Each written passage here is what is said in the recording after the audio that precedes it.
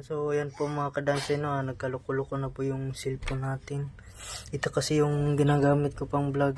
Ito yung original ko, sariling cellphone. Ganyan na siya yung dinatnan nyo. Biglang mag power off tapos mag-on. Ayan, power off na yan. Ayan, nag-on na naman.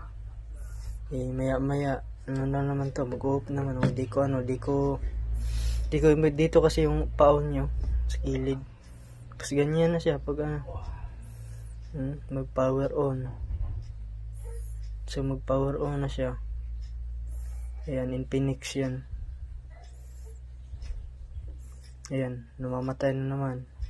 Tapos nag-on. Ganyan yan. Yan yung niya. Yan yung nangyari. Hindi ko alam kung bakit siya nagkaganyan. Yan, nag-on na naman.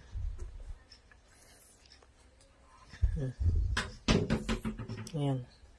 Nag-on. Nag-off. Mag-on na naman. Yan lang. Yan, ayan